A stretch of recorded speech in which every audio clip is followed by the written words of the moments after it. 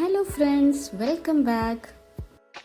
ഇന്നത്തെ വീഡിയോയിൽ ഒരു അടിപൊളി ബ്രേക്ക്ഫാസ്റ്റ് റെസിപ്പിയാണ് കേട്ടോ. അധികം ആൾക്കും ഈ മറ്റേ ഗോതമ്പ് പുട്ടൊന്നും ശരിയാവുന്നില്ല എന്നൊക്കെ പറഞ്ഞു കേട്ടിട്ടുണ്ട്. ശരിക്കും അതങ്ങ് വെന്ത് കിട്ടുന്നില്ല. പിന്നെ എന്താണ് ഈ ഉണ്ട തരി പോലെ കിട്ടുന്നില്ല, ഭയങ്കരമായിട്ട് ഉണ്ട പോലെ ആവുന്നു. അങ്ങനെ കുറച്ച് കംപ്ലയിൻസ് ഒക്കെ ഞാൻ കേട്ടിട്ടുണ്ട്, ഗോതമ്പ് പുട്ട് ശരിയാവുന്നില്ല. അവർക്ക് വേണ്ടിയിട്ടുള്ള വീഡിയോ ആണ് കേട്ടോ. നല്ല അടിപൊളി ഗോതമ്പ് പുട്ടിൻ്റെ റെസിപ്പിയാണ്. ആദ്യം തന്നെ ഗോതമ്പ് കുറച്ച് വെള്ളവും ഉപ്പും ഒക്കെ ചേർത്തിട്ട് കുഴച്ചെടുക്കുക. അത് ഇതേപോലെ ഇങ്ങനെ നമ്മൾ കൂട്ടിപ്പിടിച്ചാൽ ഇങ്ങനെ കിട്ടണം. ഉപ്പും വെള്ളവും ചേർത്തിട്ട് വെള്ളം കുറേശ്ശെയായിട്ട് ഒഴിച്ചാൽ മതി. എന്നിട്ട് ഒന്നിങ്ങനെ അമർത്തി പിടിക്കുമ്പം ഇതേപോലെ കിട്ടുന്നുണ്ടെങ്കിൽ ആ സ്റ്റേജിൽ വെള്ളം ഒഴിക്കൽ മതിയാക്കുക. എന്നിട്ട് ഒന്നുകൂടി ഒന്ന് നന്നായിട്ടൊന്ന് കുഴച്ചെടുത്തതിന് ശേഷം നമ്മളിത് മിക്സിയിൽ വെച്ചിട്ടൊന്ന് പൊടിച്ചെടുക്കണം.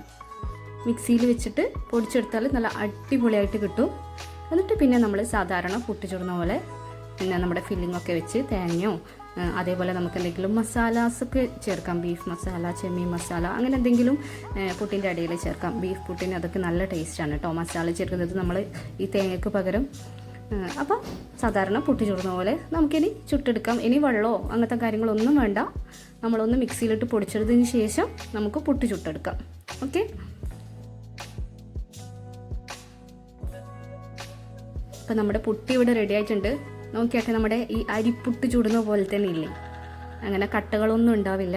നമ്മുടെ അരിപ്പുട്ടിനെ പോലെ തന്നെ ഉണ്ടാവും.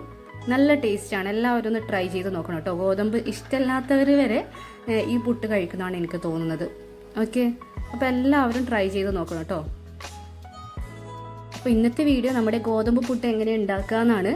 ഉണ്ടാക്കാൻ അറിയുന്ന ആളുണ്ടാവും, അറിയാത്തവർക്ക് വേണ്ടിയിട്ടുള്ളതാണിത്. അപ്പോൾ എല്ലാവരും ഉണ്ടാക്കി നോക്കിയിട്ട് അഭിപ്രായം അറിയിക്കുക കേട്ടോ. ഇഷ്ടമായാലും ലൈക്ക് ചെയ്യുക, കമൻറ്റ് ചെയ്യുക, സബ്സ്ക്രൈബ് ചെയ്തൊന്ന് സപ്പോർട്ട് ചെയ്യാം. Okay, thank you.